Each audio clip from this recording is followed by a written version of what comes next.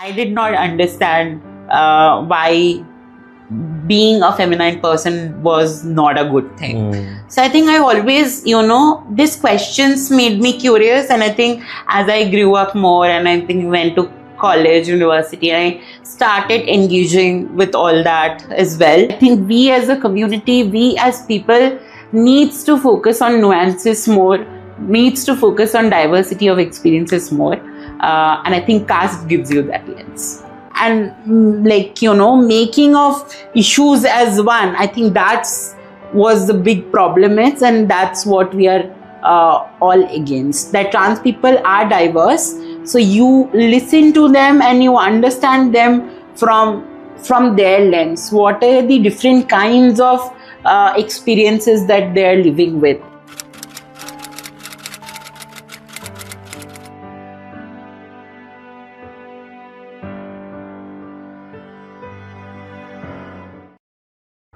Hi, I'm your host Nikunj. Welcome to Postcards, your passport to unseen corners of people, policy and politics. Today's conversation is really interesting. It comes from what was recently introduced in the parliament. Here I'm talking about the recent bill that was passed by both houses around the transgender rights. Now, before we deep dive into that, the history of the trans movement, not just in India and around the world, has a very rich history. The trans lives and the community has been rooted a lot in not just lived experiences, but there is a very flourishing culture, identity, history, and so many other things which are not so visible to the naked eye, or if someone hasn't spent enough time learning about that. All those intricacies and a lot more is what we are going to explore in today's conversation. And when we think about the community itself, it's a journey of recognition, a struggle, but it's also a journey of celebration, a movement. And we're going to be asking and discussing fundamental questions like, what does it mean to be trans? What does it mean to be a Bahujan trans? And what does it actually mean to exist as a Bahujan trans individual in this country? And today I'm joined by Pratyay, who is a Bahujan trans rights activist, educator, and do a lot more beyond these two things in their lives. Thank you, Pratyay, for joining us. Thank you so much for having me. And you're soon to be doctor as well. Yeah, hopefully. Fingers crossed. So what's your research on? So my research is looking at the experience of injustices in teacher education students' lives. So teacher education courses are professional courses for people who wants to pursue teaching in their career. So I'm just looking how personal experiences of injustice regarding caste, gender, and class shapes their pedagogy in their classroom. So that's the topic. Oh, that's very fascinating. I look forward to reading some of the stuff that comes out of it as well. And talking about lived experiences and, classrooms as well. Yeah. I'm trying to remember, how was Pratyay like growing up? And where did you grow? So I grew up in this small town called Asansol. Asansol, in West Bengal. I think the first time, I tell people that I'm from West Bengal, usually the response is, oh, are you from Kolkata? But I am not. But I'm very proud that I've grown up in the city because it also shares a border with Jharkhand. So I've always grown up around people of different cultures, different languages, different kinds of food habits. So I think I had always a very diverse childhood, exposure to diverse kind of, cultures. And I think that has shaped the person that I am. And I think if I have to really remember and think about 2-3 words to describe who Pratyay was as a child, I think curious, I think very happy-go-lucky, and I think the third word will be imaginative. I think these are the 3 words that I will use. I as a child, I never felt that I'm different than anyone else around me, like my peers. But I think the system, as I grew up, I went to school. I think I have started realizing that, the system and the people around me, including some of my teachers, are also noticing that I might be different than what I am expected to be. I think that kind of also, kept on shaping my future experiences. So I think, I was always told that I'm very soft spoken, I'm very shy, I'm very feminine. Soft spoken and shy should be good things, right? Of course. Yeah, I think I don't know how, and also like feminine as well. I think I did not understand why being a feminine person was not a good thing. So I think I always, these questions made me curious. And I think as I grew up more and I think went to college, university, and I started engaging with all that as well, that also shaped me and my career as well. I don't see my life and career isolated from each other. I think I consciously chose the kind of things that I want to study, the kind of work that I want to do, that also intersects with my personal life. Right. So I think that. So just building on that, Huh. right? And you talked about, how there were these moments growing up. Right. So what were these early moments of erasure, early moments of affirmation, being misunderstood, that really shaped how you think of yourself today? Yeah, I think I would think about going back to my school life. Some of it was very, like, going back to some of these memories becomes very heavy for me personally. And I also want to give a quick trigger warning because what I'm going to discuss. I've been hugely bullied in my school for for being very feminine, and also was very shy to speak about who I am, what are the kind of things that I liked doing, also kind of interests that I had, when we actually think about trans childhood, we usually think about the mannerisms or behavior of the person itself, right? But I think I also feel the kind of interests, that kind of movies, the kind of books, that kind of songs that I liked, was also, like, I was heavily shamed for all of that. I was completely, like, for a lot of times told, oh, you like too much of girly stuff. So I think these are the experiences, and I think both by my peers and teachers, like some of my teachers, not everyone, I was heavily shamed for not doing very masculine things, and I think that really has stayed with me. And I think in school, I remember, I was also in dance and theater, right? And in one of the annual functions, I remember, they wanted, it was also boys' school, by the way, where I went to. So it was very difficult, and people, me and some of my friends who used to be feminine will also be called for doing women roles, in theaters, right? And I mean, we were very good about on it, and I think I am very proud of that. But I think those kind of moments, like, at the one hand, it shaped the kind of behavior I received, the bullying that I've received from some of my peers and seniors. But at the same time, it also, some of my teachers recognized that, the talent that, that I had as a child, how eloquently. Probably I could speak. Like I was very good at debate in school, which is also like something that helped me in my future lives as well. So I think I'll not say all of it was very bad, but there were moments where I feel I was very proud for who I was. So I still am very proud of the child self of mine. So yeah. No, first of all, thank you so much for sharing. Yeah. Definitely not an easy story to share overall.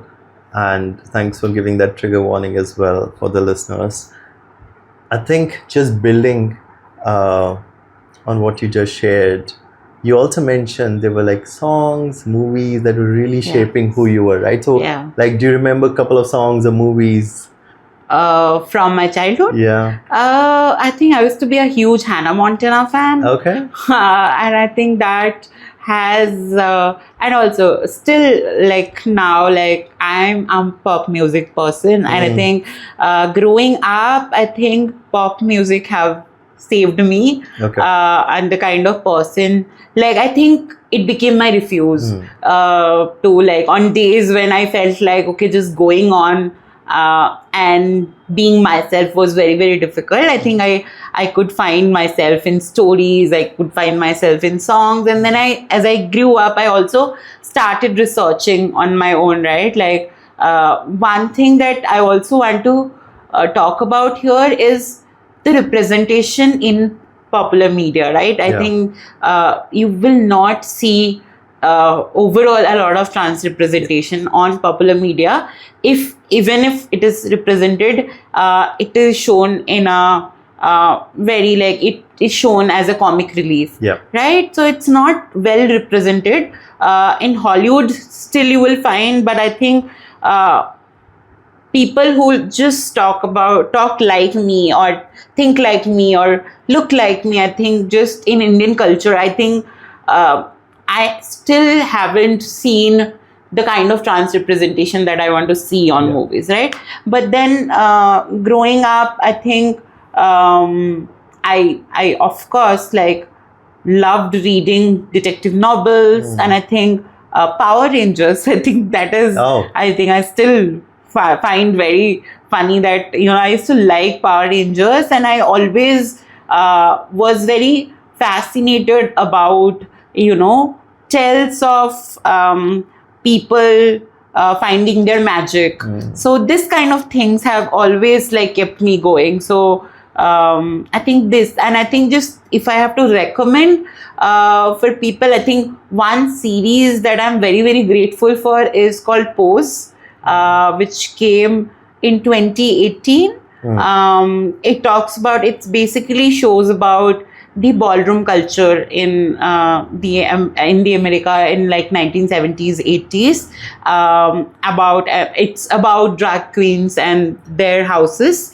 It's beautiful, and I think the first time and the kind of representation they brought on screen about trans people, it felt like, this is how you should be talking about trans lives, not something as exotic, but something which is normal, which you see every day. So I think that kind of a representation also gives you confidence. So I think I personally am very inspired and touched by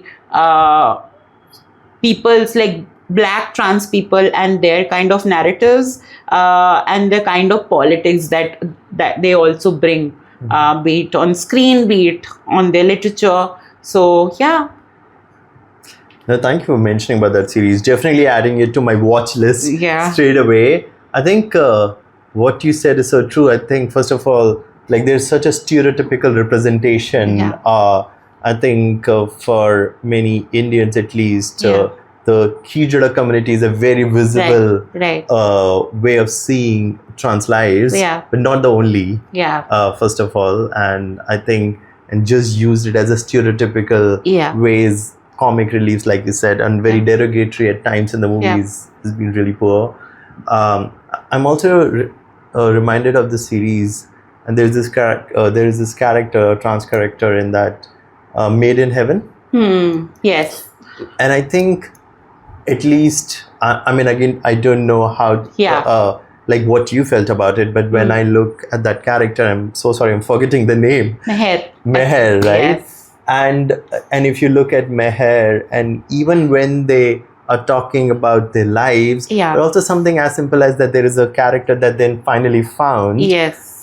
But how that character finally thinks about Meher in Yeah. terms of sexuality, in terms Yeah. of intimacy and a lot of other things, Yeah. which is very deep rooted, Yeah. patriarchal at times, although on the surface of it doesn't look like that way. Yeah.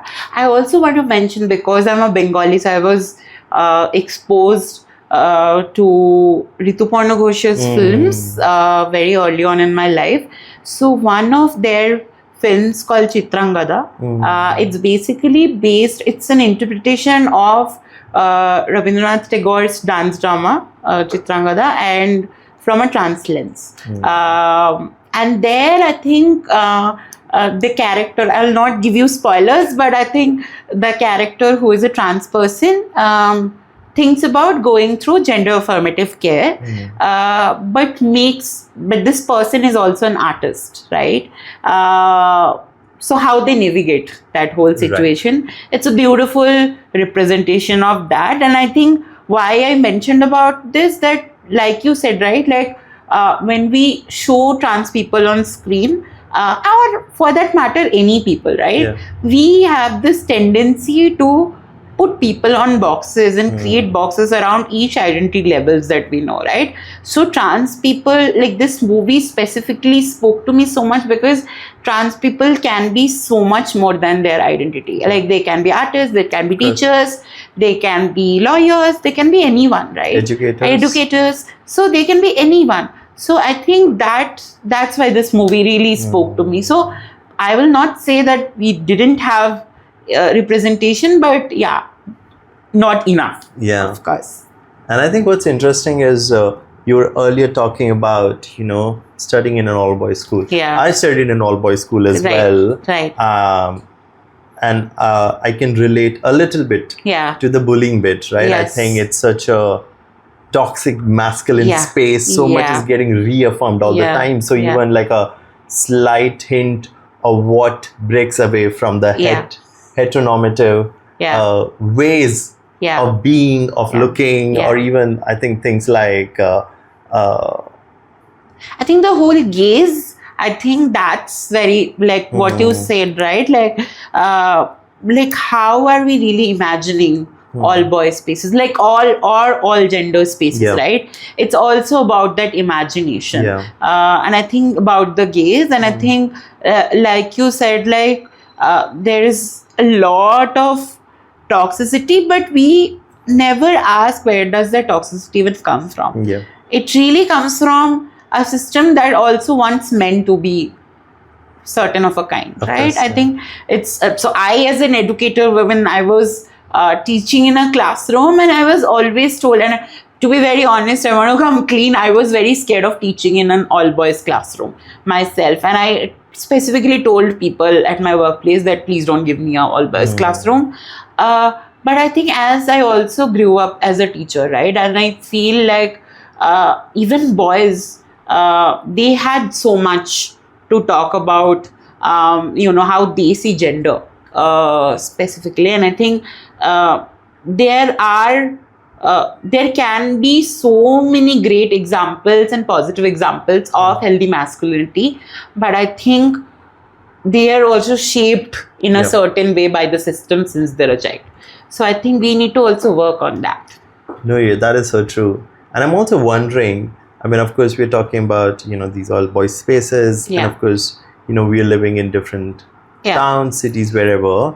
And as someone who is discovering their trans identity at the time, but also their Bahujan identity at this time as well, and how both of them are intersecting in more ways than one. So how were you making sense of everything that's happening around you, but with these dual or maybe more identities as well? I think to be very honest, I think making sense of my caste identity came into my life little later than my sexual or gender identity. And I think it is because I grew up in West Bengal. So in West Bengal, there is this notion that caste does not exist. I mean, there's no discrimination. Of course, we went through like various kinds of reform movements in Bengal, and caste was a huge part of focus for that. But I think there's this notion that, I think for that matter, I think it's also East India. I'm not just specifically talking about West Bengal, but I think there are a lot of things to unpack about caste when we talk about Bengal, specifically the Bhadralok culture, and like how people do not try to see the nuances between class and caste. I think we really need to talk about that.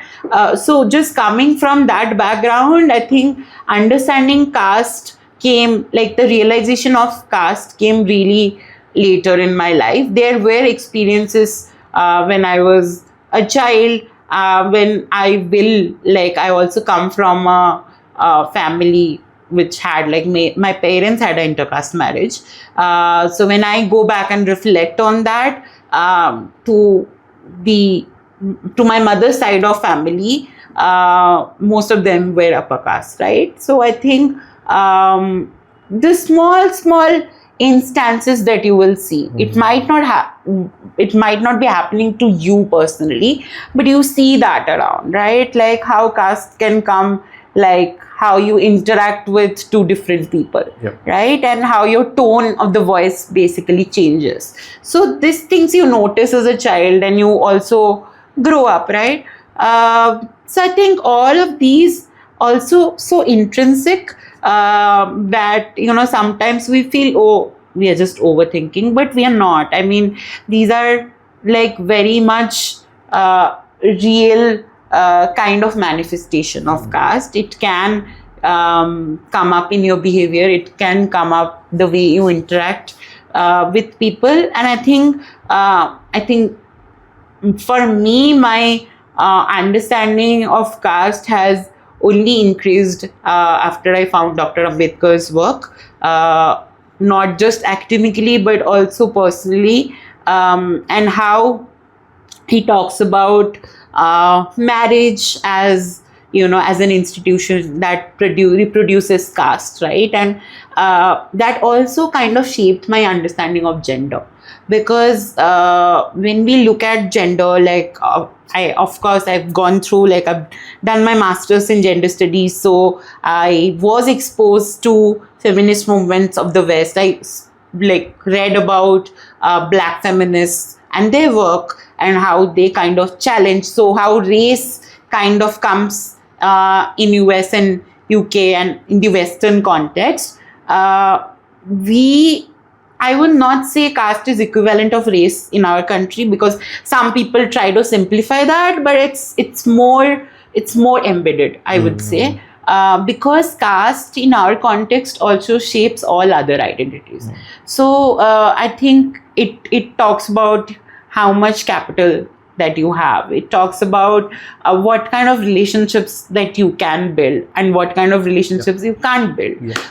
So this is more embedded in your everyday life, I will say. Caste is more embedded in your everyday life. And I think just reading Dr. Ambedkar and some of the Dalit feminist work by Sharmila Rege or Shailaja Paik, I think that they have made my understanding more nuanced. And I won't say that I am an expert of caste and gender right now, but I think as I'm reading more, I'm learning more about how caste can operate, in very simple things in your life.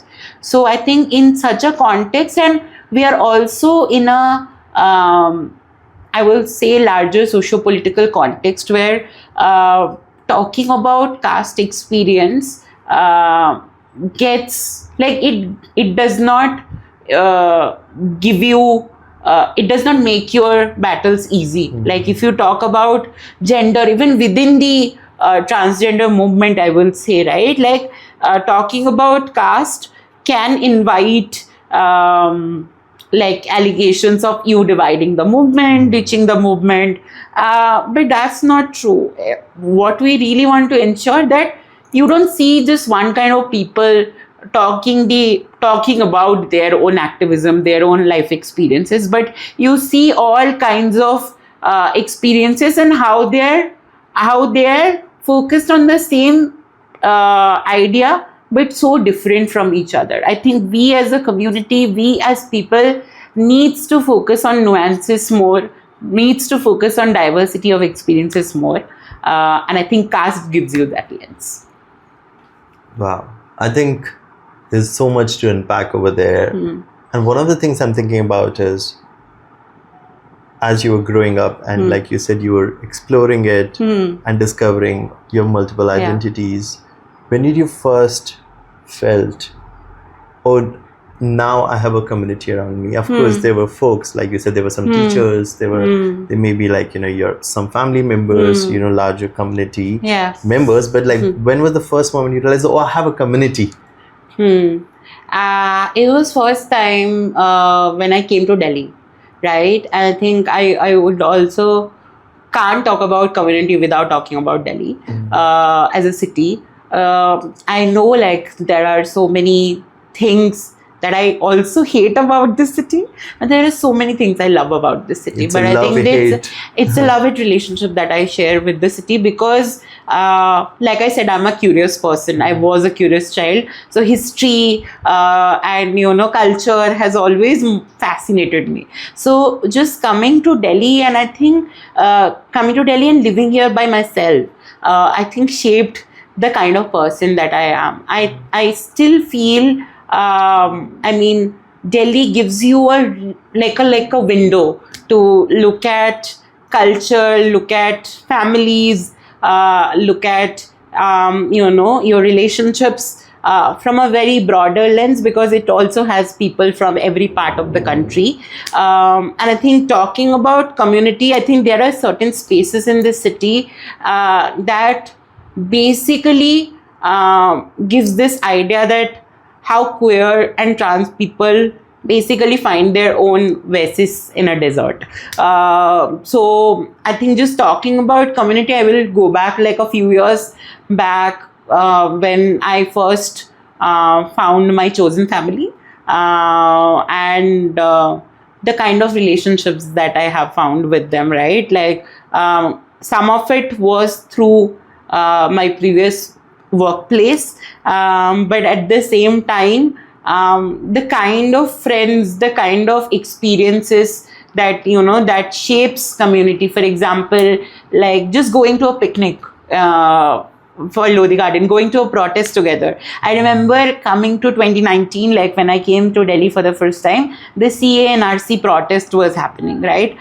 In the winter. And that was also the first winter for me in Delhi. I was not very habituated with such extreme temperature conditions. So I remember going to protest together with other queer trans friends and meeting new people, going to movie screenings, right? And there used to be reading circles. So I think these are the kind of things that also shaped me, the kind of people that I want to really meet and cherish in my life.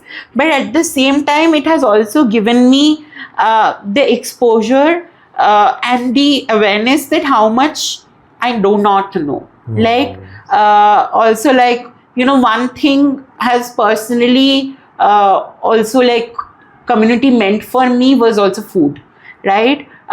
Cooking for other people, like cooking for other queer trans friends, because a lot of us don't have the luxury of going back home. Like home for us is within the city, is like, that's why a lot of us also find our chosen family where we are based, right? So I like currently have a chosen family which has people from North India, which has people, of course, from East India, And these are people who have come and go in my life. Like, I think they have come to Delhi, they have gone from Delhi, but I think the kind of bond and the time that I have shared with them has always meant,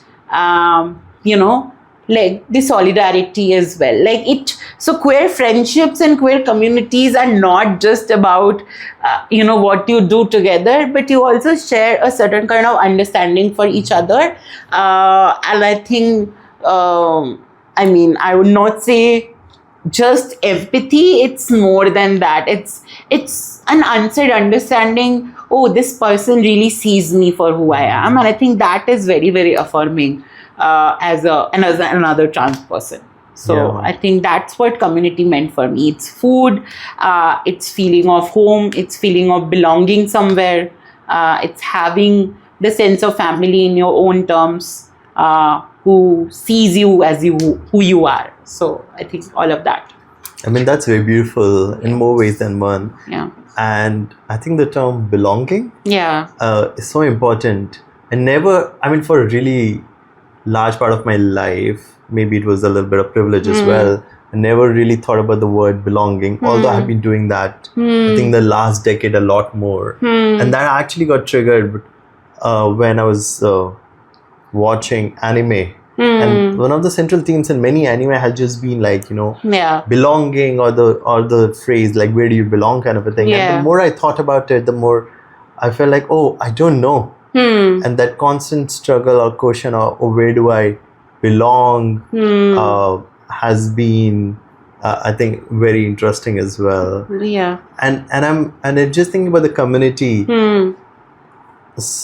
Like, so much of the trans movement has always been community led. There have been some incredible leaders like Shabnam Wasi, Kamal Jan, Grace Banu, and so many more. Like the trans community's own lawyers, activists, educators, writers, and so much more have always led that movement.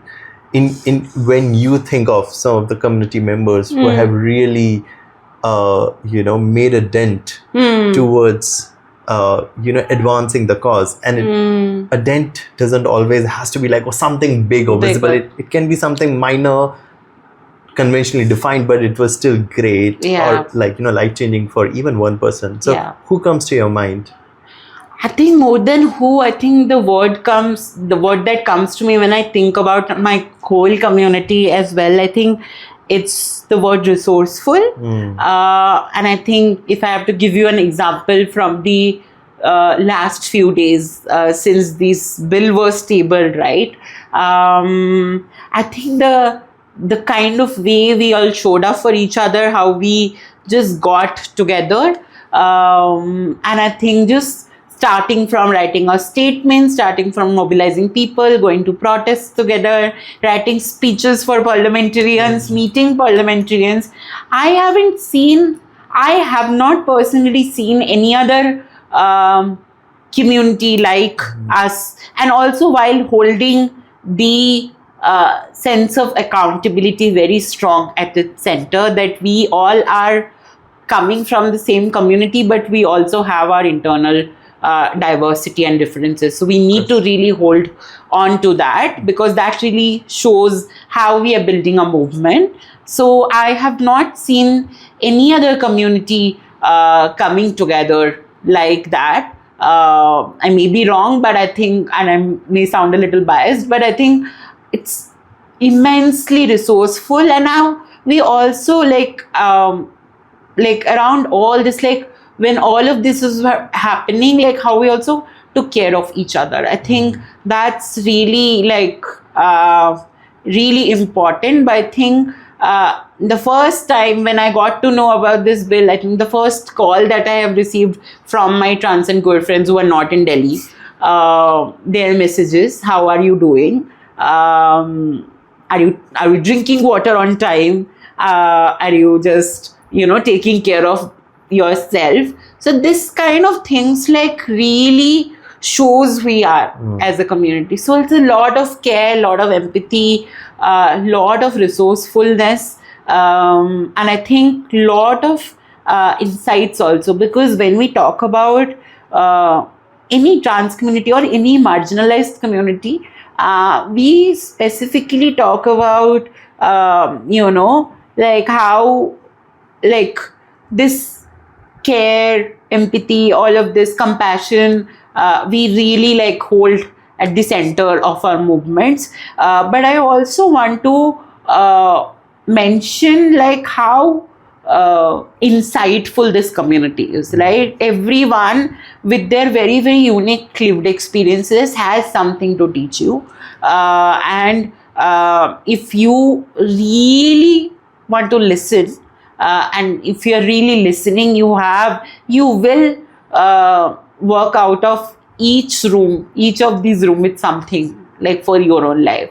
And if I have to really think about like people in the last few days and in my life also, I think Grace Akka has been one of the biggest strength for me personally, and how she has been advocating just not for our rights as trans people, but also within the community, like how we all are different, like how Dalit, Bahujan, Adivasi communities and their understanding and their articulation of transness is very, very different. And why we should talk about it. I think her kind of articulation has always given me immense power and immense hope. I would say there are so many others that I can name. I have one of my other activist friends called Christy, who is an Adivasi trans woman. She few days back she wrote about her own experience, like how Adivasi trans people and each of the Adivasi tribe have their own rituals, kinship, their own kinds of experience. And when we are seeing this bill is kind of wanting us to put together in a definition, it's a very narrow definition. It actually is removing so many other kinds of differences from the spectrum, right? So I mean, that is something, and there are so many things that I also don't know about, and I get to learn from this community every day. I think that gives me a lot of hope, lot of power. Yeah. I think you use the word listening Yeah. in between a few times. Yeah. And I was wondering if our listeners really want to listen beyond what the law preaches, beyond some of the, the stereotypes that are peddled through from all kind of, content and media. Yeah. What are some of the books, some of the, oral histories and some of the other things that people should, according to you, check out, which captured that truth more than anything else? Yeah. I would definitely, like you said, oral histories. I think, I mean, also then trans knowledge paradigm, right? It's not, because like any other marginalized communities, in the knowledge paradigm also, we are not greatly covered, right? And all of us, because we come from various lived experiences, various kind of network capabilities, not everything is well documented, but I would try to mention some of it. So Grace Akka's book called Basti, they also run a press called Tirunangai Press. It's a queer trans publication house. They have a lot of autobiographical work, which are also well translated in English, so people can go and check them out. There are Revati Amma's book on her life, like life of a trans person. I think I'm forgetting the perfect the title, but it's her memoir. Right. So that book can be checked. There are so many other works by Dalit trans people as well. Again, Tirunangai Press is a great way to start about. There are Instagram pages like Dalit Queer India, Queer Trans Coalition, Reject Trans Bill, that basically shares a lot of works by like various people who hasn't been covered so much. Even Vidyaka's memoir, if one like wants to read. There are so many other books that are coming to my mind, but I will just keep it short.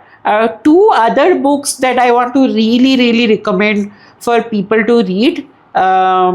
It's not also specific to India, but I think really shaped me for who I am. So one is Janet Mock's autobiography called Redefining Realness. It's a beautiful book. It's a journey as a trans person and then becoming an actor, scriptwriter.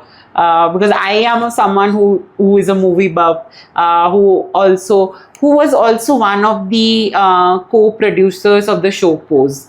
So Janet Mock's book has been a beautiful read for me, and also Sharon Davis's work. It's called, I think, again forgetting the title. It's called the Specimen of Womanhood, I think. Yeah. Okay. Yeah. So some of these books, I definitely want the audience to check out. Those are some solid recommendations, and we'll also put it in our show notes so all the listeners can check them out. I want to switch gears a little bit, and I'm just thinking of the trans movement in itself. And one of the years I want to go to is 1871, and we are living in British Colonial India.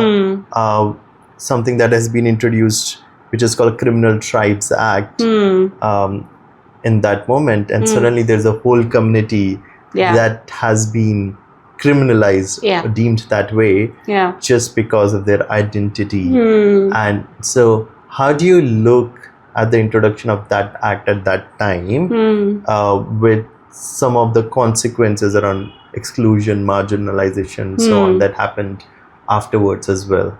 I think very relevant point to talk about that act, because it also actually gives us a way to look at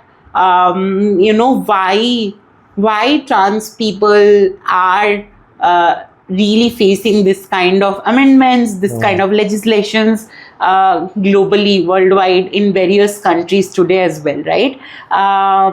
So I think this act is something that surveilled, monitored trans communities even in the British era, right? So when Britishers came in our country, they looked at certain tribal identities and said, okay, these are the suspicious ones. Let us monitor them in order to also govern them, right? We also have to understand this from the larger politics of gender and categories itself. Why trans people has always been surveilled, why they have always been monitored, is because Britishers had this understanding of male and female as categories, right? And it was because they also were, like in the post-industrial era, they're also trying to create a very clear sort of gender division of labor. So men will be going to factories, women will be taking care of the housework, they will be doing childbearing, and they will do the reproduction work. So all of that, right? There was a clear division of labor. What you as a man or a woman can do, right? And that also comes from this Victorian morality kind of a thing, like, what women should do, what men should do. And I think trans people have fundamentally questioned that system. Trans people existing in the system means we will challenge such a narrative that, okay, men can only do certain things, women can do certain things. Even in the current contemporary context also, if you think about trans people and the kind of support that they have had for issues, like trans people were the first communities to, basically talk against all kinds of other marginalization. They have spoken about the genocide. They have spoken about, all kinds of imperialist attack on different countries. So trans people, and that's how I also look at transness myself, is fundamentally questioning the status quo of the system, right? And I think that's what transness is. So the Criminal Tribal Act was a way back, like in early 20th century or late 19th century, to look at and stop trans people from questioning the system. That if you create an atmosphere where trans people are seen as suspicious people, they will not have the social and economic capital to come in front and question the system and raise questions. So you don't wish to talk about, even in this bill today, you don't wish to talk about their education, you don't wish to talk about their employment, their housing and their health care, but what you are very much concerned about is how you are defining trans people on the basis of making them prove their identities in front of medical boards. So I think it's a pattern, it's a larger pattern that we have to really, really recognize, because this is also, like, a lot of us were initially thinking that maybe this bill is coming in India in a random place, and why this bill suddenly. But we have to also look at the rising anti-trans climate in most of the countries where people in power have used their power to ban trans people, to delegitimize trans voices with their power. And I think it's because that they feel if trans people exist, they will continue to question the system. They will continue question the gender division of labor, the sexual reproduction and all of that. So hence, let them legislate out. So yeah, that's what I also see. It's a continuation. Yeah. And just to build on that, I think I'm also thinking of these 37 odd countries as of 2025 where individuals, if they feel that they're being persecuted due to their gender or sexual identity in their country of origin, can actually seek asylum as well. And therefore, I think it will be good to see more and more countries also offering asylum based on this criteria as well. Now, when we talk about exclusion or persecution for that matter, I'm just thinking about ordinary spaces or otherwise considered ordinary spaces, right? Homes, schools, which we touched upon a little bit right at the start, workplaces, hospitals, or even friendships for that matter. And how do you think a trans individual faces exclusions in these normal considered spaces? I think I would say the larger issue here is also the lack of understanding of trans identities due to lack of exposure. When we hear the word trans, we have a certain image in our mind that is being built. I think our movement is also against that kind of an image that you want to build in your mind. I think I want to also specifically talk about trans men and trans masculine people, how their struggles are so different from trans women, or trans feminine people. We can't even imagine how trans men go through, I spoke about corrective rape, also the kind of violence at the hands of the biological family. It's so brutal, because here gender plays from various dimensions, right?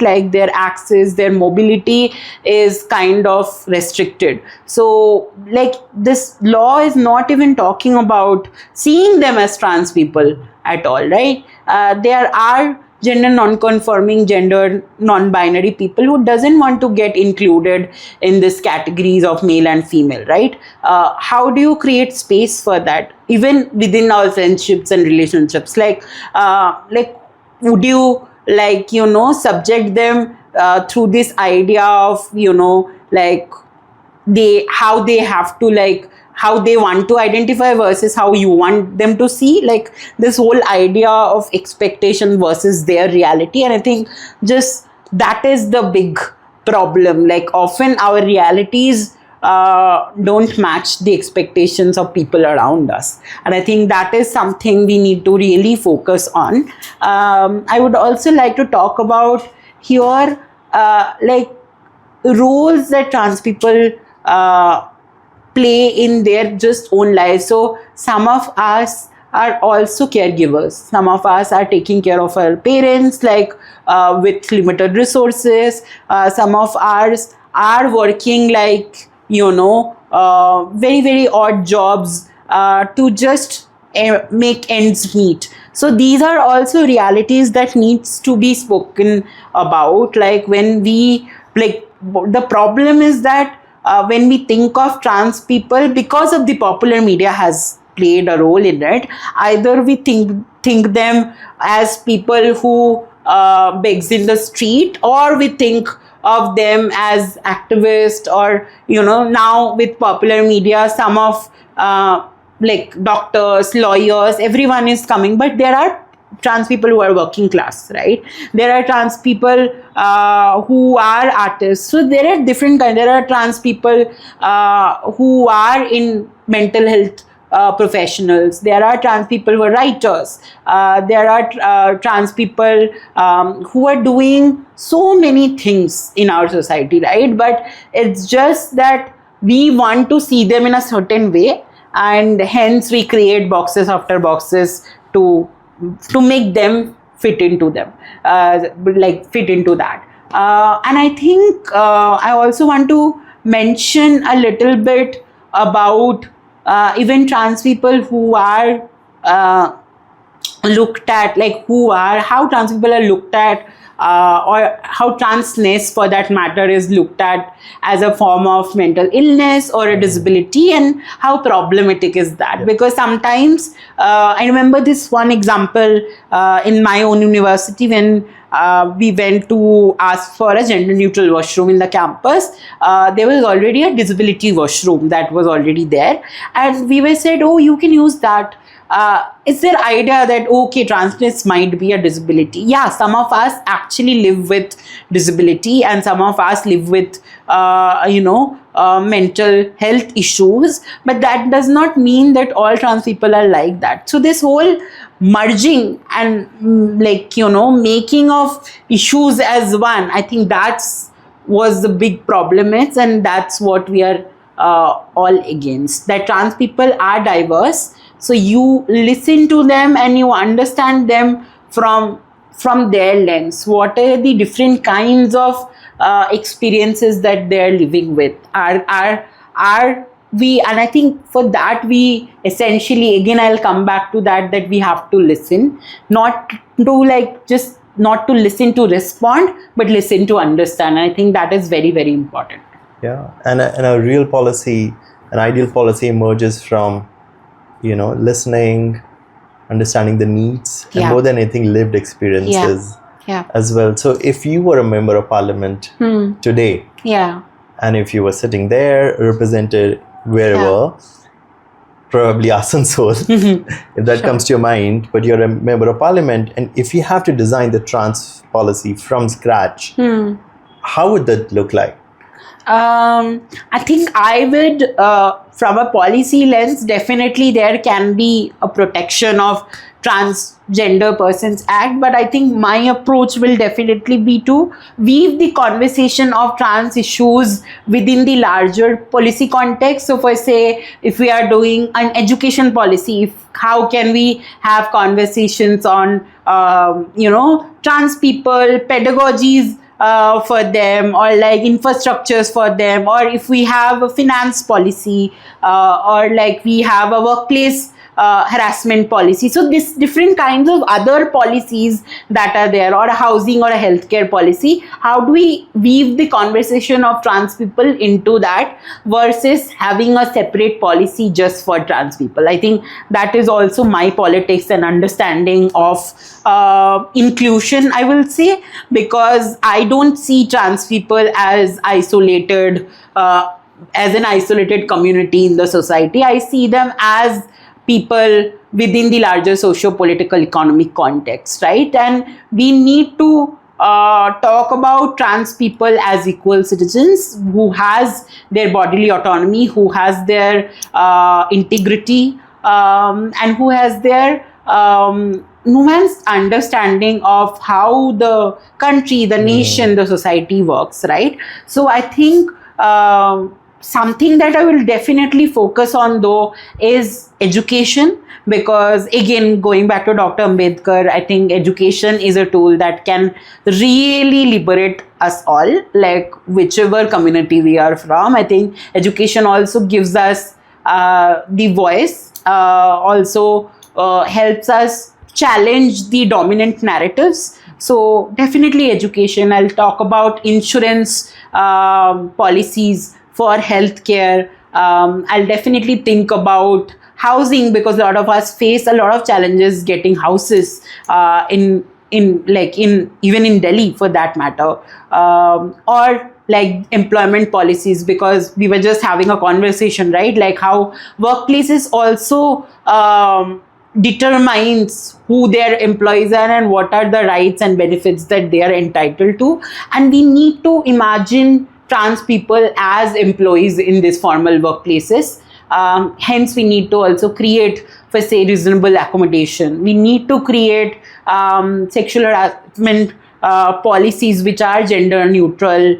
We need to create workplaces where gender sensitization is it's not an additional task, it's looked at something that you do in your orientation itself. So all of these imagination, I would not call them alternative again as a stand, but I think we need to bring all of this into the mainstream. Yeah, I think we keep coming back to one essential truth, that recognition is not the same as dignity, and laws are not same as belonging. And so what is something that comes to your mind when you think about trans lives in India, which you feel more people understood? I think I would also talk about here from a lens of justice. So I think a lot of time when we talk about justice, we feel like, oh, we need to redistribute the resources and, give them economic benefits. Yes, that's really important. And you need to talk about redistribution. But at the same time, when you talk about justice, you also talk about recognition and representation with redistribution. And I think we have to talk about, like in terms of trans lives also, we need to focus on all these three.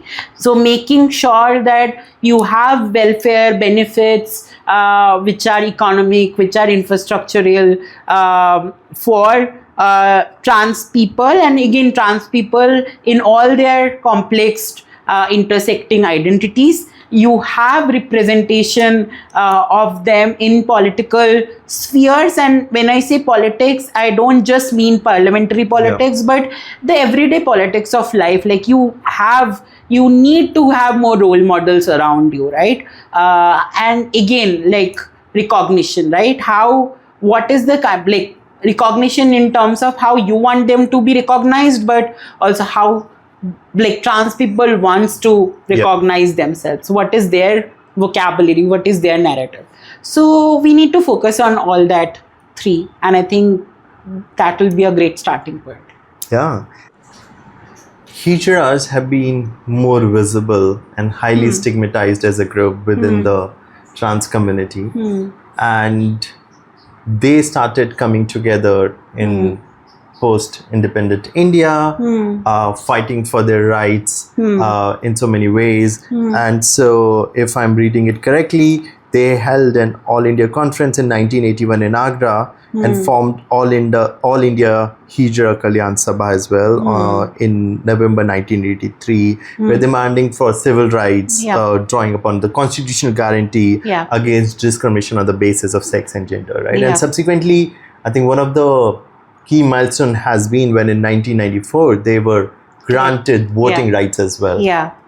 So how did you see as a milestone or a moment for the Hijra community, but also trans lives? So like you pointed out, like in 1994, it was the first legislation that basically mentioned about civil rights for Hijra community, but also largely for trans people. And even if in that legislation, like, you know, in that judgment, if you focus on, so what they said that they were granted voting rights, and this was Madhya Pradesh High Court, right? And they were granted voting rights, and they were said like they can, enroll themselves within the voting roll, within the male and female category as per their convenience, like however they want to, right? Essentially that was also self-determination. Of course, like they didn't have a separate category of transgender as the third category, but then they also focused on self-determination. I think I would say like all this movement, I think that movement also had paved the path for what we finally got in NALSA in 2014, that basically focused on the self-determination of the transgender person. And I think if they want to also just identify themselves as transgender and not get into the binary of male and female. So that also became more promising for trans community, because a lot of us, like I said in the beginning also, trans experience is very, very diverse. Like not all of us wants to get into the binary of man and woman, and like male and female, which are again like very medical, biological terms of defining a person. And I think this current bill is trying to reinforce that kind of a biologically essential definition, where we are asking people to prove their identities in front of medical boards. And even in the 2000s, like in states like Tamil Nadu, where medical boards were already functioning, right? And you will hear from like a lot of trans people, and specifically like marginalized Dalit, Bahujan, trans women who were called in front of these medical boards, and they were subjected to very painful experiences like finger tests and all of that, right? It's horrible, it's traumatizing.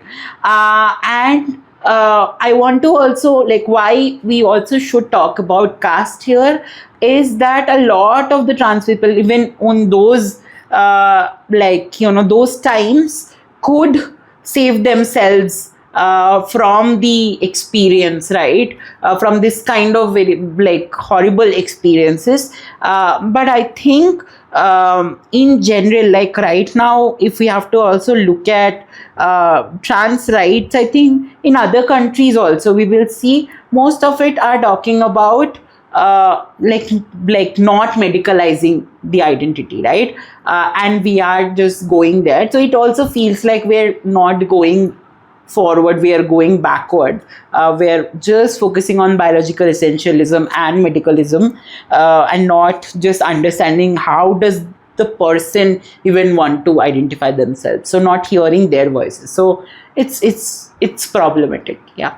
So what I'm hearing is therefore the Supreme Court judgment, the NALSA in 2014 was a watershed moment, because for the first time, the premier court of the country has recognized legal personhood, is talking about equality, is talking about rights, is talking about things like self-identification, dignity, and so much more as things that are owed to the trans community. Right. And so therefore, from that lens, what do you, first of all, can you unpack the NALSA for our listeners, but also how did the trans community feel emotionally in more ways than one when NALSA came into being in 2014?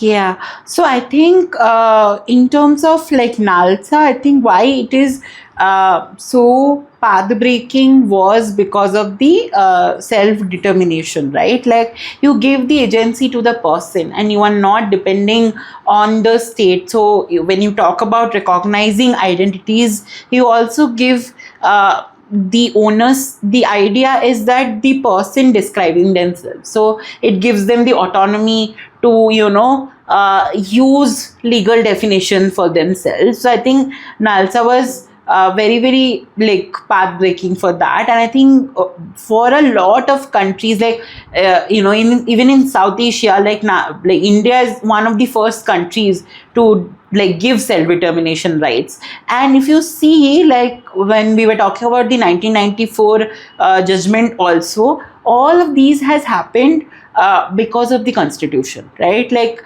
NALSA was completely based, self-determination rights were completely based on the constitutional guarantees and provisions. Like it actually quoted and cited Article 14, Article 15, Article 19 and Article 21 while talking about self-determination as a fundamental right of a citizen. And I think that is why it was very new. And the kind of conversation it also brought, that you are looking at trans people not just invisible citizens, but they are equal part of this country, right? It shifts the conversation. It gives them a lot of autonomy. You are not talking about someone in like third person, but you are talking about equal people who also who are entitled to rights, right? So it shift. It's just not how the judgment talked about rights, but how essentially and fundamentally how this judgment looked at trans people as citizens, right? It's just the state's gaze also, that you are denying a lot of people in your country from a pool of rights just because they come from an identity that you don't yet to understand. I think these were the very language that was used in NALSA, and it actually paved the path for whichever limited rights we had in the 2019 Act. Even in 2016, the same kind of conversations were happening, like should we like really let trans people define who they are. But I think there was a lot of protest, a lot of conversation, a lot of advocacy that happened, a lot of consultation that happened. I think what's different this time, that even the transgender community was not consulted properly before bringing this amendment, right? And I think that's why people within the community are also very angry about it, that you are making a bill about us without even informing us, without even talking to us. I think I also remember Dr. Ambedkar quote somewhere, and most marginalized movements will focus on this, that nothing about us without us, right? So it's not your experience, right? So you talk to people who has gone through this. You understand how they want to be recognized before giving. So it's also kind of a misrecognition if you don't do it. And I think NALSA was path breaking for doing all of this, like even 12 years back. So you were talking about justice, right, which is so important. So when you think about a just future, right, and not just from a legal point of view, but socially, emotionally, and so many other lenses as well, how do trans lives look like in that future? I think it looks happy, it looks full of joy. If I have to like simply say it that way, it looks how it is, right? It sounds very simple, but it like trans futures can look very, very different. I mean, I'm sure like trans futures, when we talk about trans futures, we like some of us feel that, okay, there are a lot of things that, in terms of milestones that we have to achieve, which is kind of like, if you think about transition from youthhood to, like, your selfhood, basically. So you think about education, you think about employment, then you basically moves into relationships, marriage, all of that, right? But I'm seeing, like, as any normative futures, trans futures doesn't have to always fit all that milestone. It can look different, and I think the fact that difference is beautiful is something that we should more focus on. So you might have families which are chosen. You might have families which are of interfaith, intercaste. You might have people around you that creates opportunities which are not very, very traditional, for that matter, right? So trans future can look like that. So we don't have to, like, why I am also trying to answer this from that lens, because we have a tendency as a society to normativize everything, right? And I don't want trans futures to be normativized like that. Oh, only trans futures, successful trans futures look like this. I don't want to create another narrative like that. It can look like however the person, and it's not just for trans people, I will say for everyone, it should be like how they want it to be. It's ultimately their wish, and we should respect that. And we would also love to hear recommendations. So do you have any recommendations for us on 3 things to read, 2 things to watch or listen, and 1 person to follow?